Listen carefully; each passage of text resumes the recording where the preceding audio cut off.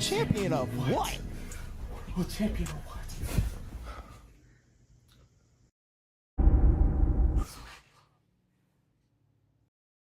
I can drop a world lead, I don't even like running. You gotta run fast just to go and get some money. I'm Noah Lyles K, you know how I'm coming. I ain't going to no Olympics, I ain't running, I ain't jumping. I can make 100,000 at the crib being funny. Well, boys and girls, I hate to break it to y'all, but you know, if I don't keep it real with y'all, no one in track and field will keep it real with y'all, because I'm the realest person to ever do it.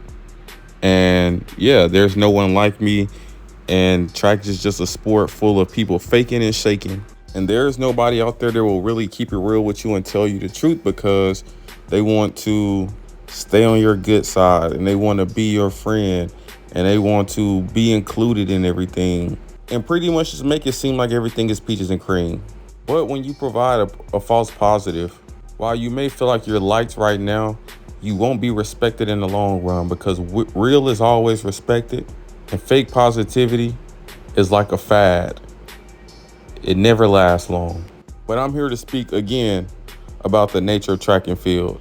I recently made a tweet yesterday, and the tweet pretty much said, in 2024, as well as going into 2025, the current state of track and field at the professional level, actually an amateur sport, can't survive or get any attention without gimmicks.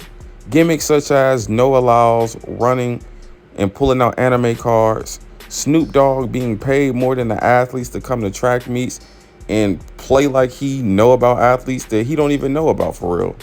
But since he's getting paid 5 times what they're getting paid to actually run, why not do it? Runners trying their hardest to get the attention of NFL athletes to try to get them to race. Noah Lyles racing the streamer speed, and so many more gimmicks that we always see.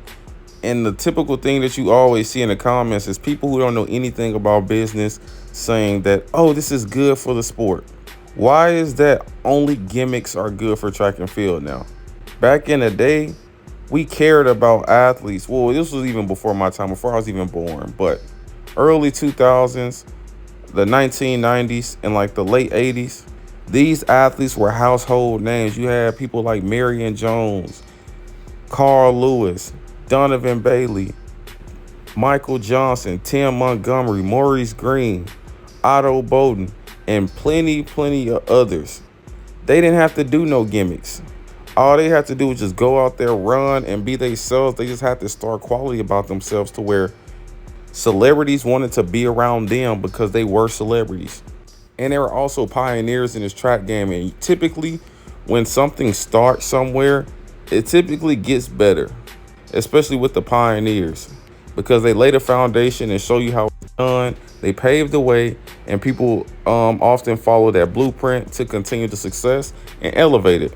But track and field has completely done the opposite. The blueprint guys like Carl Lewis and Flojo laid down, the current athletes have taken that blueprint and disregarded it and just sent it to hell, because this is just a gimmick-based sport now. It's no different than WWE. We know that WWE really isn't running. If they were just wrestling, really isn't wrestling. But if they were just doing regular wrestling, we wouldn't care. But all the gimmicks make us care. But the thing about track and field is the gimmicks don't stick. They're trendy for 2-3 days. They spark conversation for about a week. Then after that, they fizzle out and no one cares anymore. We seen Noah Lyles race the streamer speed. We talked about it for a few days. We don't care anymore. The attention span of people in track and field, or just like not even in track and field, but just people in general, is just typically shorter nowadays. So if you're in a sports filled with gimmicks, things that already don't last long, they have no substance. They just here to get quick attention. It's like going viral online. You just get that quick attention. People talk about it for a few days and it's gone. It's pretty much like a musician having a one hit, being a one-hit wonder. We talk about that song, we dance to it, and then after that, it's to hell with that shit. But the fact that a guy like Noah Lyles, who won the USA Olympic trials, gets around $8,000 for winning the Olympic trials. Meanwhile, Snoop Dogg is paid $500,000 a day for 17 days to go to the Olympics and parade around athletes who he don't even know. and just play like he know him? How could a guy who's never participated in sports, doesn't know anything about track and field, get to show up at a track meet and get paid more than damn near all of the athletes combined? Like I say, gimmicks don't last long and they don't benefit anyone. But it's just a very, very sad thing to see how bad track and field has fallen off.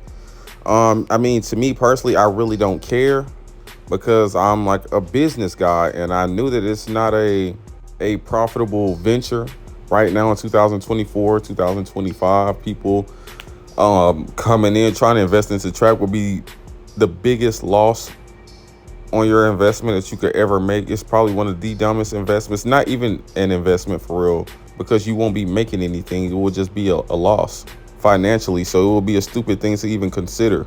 And that's why when I see people try to come into track and field and try to put money into it, that makes me question their intentions, because I know that they're not coming in to try to change it and put money into it because it won't be profitable. And as an investor, you're trying to receive a return on your investment, and that's just not a thing in track and field. So it makes me question them. Like with the Athlos meet this summer, we had Serena Williams' husband say he want to come in and try to change track and have a meet, and he went and got sponsors and they put in millions of dollars to make nothing in return. But it made me question their interest. See, I look at things beyond the surface level. Track and field people just are so surface level, so idiotic, so naive. They was like, yeah, he just want to come in and help since he has the money. No, that's not why. They did it as a tax write-off. He knew that these people were desperate for money, desperate for attention. He could come in, he could get people to use money, and he could throw some money in as well. It could help his image to make it seem like he done some type of charity work, and then he gets to write the money off, so he won't have to pay taxes on it. So it's just a win-win for both. The track and field people think they got someone new who cares, and he didn't have to pay taxes. But yeah, this sport is very, very gimmick based, and I'm pretty sure in 2025 they're going to turn it up a notch, and by the 2032 Olympics, really the 2028 Olympics, track and field should be full-blown gimmick type. It should have more gimmicks than the WWE. I wouldn't be surprised if they have circus clowns coming out during the track meets, and lions and animals and giraffes and shit like that at the track meets, because you can't sustain an audience by just running track. In 2020, with these current crop of athletes, they're not entertaining, they're not professionals, they're just dweebs who can run fast. We don't care about them. We don't want to be like them. The girls, we don't want to be with them. Just a bunch of fast running losers who are running in circles, complaining all day, every day in a gimmick based sport. But y'all let me know what y'all think down below in the comments. Until next time,